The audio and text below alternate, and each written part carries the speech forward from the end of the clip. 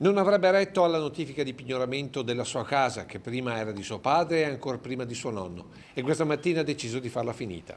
E se questo è l'ennesimo gesto estremo di un imprenditore, per il quartiere del Piave, ma per tutto il mondo economico della Marca, la notizia colpisce duramente due volte, perché il suo nome è Giulio Stella.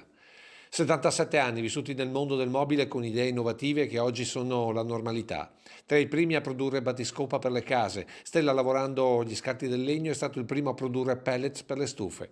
Esempio perfetto di quel nord-est che si è fatto da sé, con la fabbrica a due passi da casa, con parenti e amici che diventano collaboratori e dipendenti, con commesse sempre più corpose che chiedono sempre più nuovi spazi, nuovi macchinari, nuovi operai che fuori dalla fabbrica erano gli amici del bar, gli alpini della sezione, i figli degli ospiti della locale casa di riposo. Era una persona da sempre molto attiva, molto impegnata anche nell'associazionismo locale.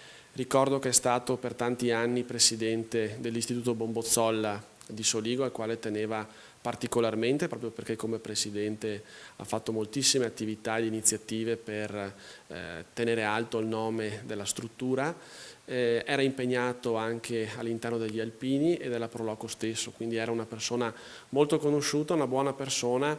Per me è un grosso amico, un grande amico, io l'avevo sentito con una telefonata anche ieri sera e anche nei giorni scorsi. Poi le situazioni cambiano e l'azienda inizia il lento declino economico.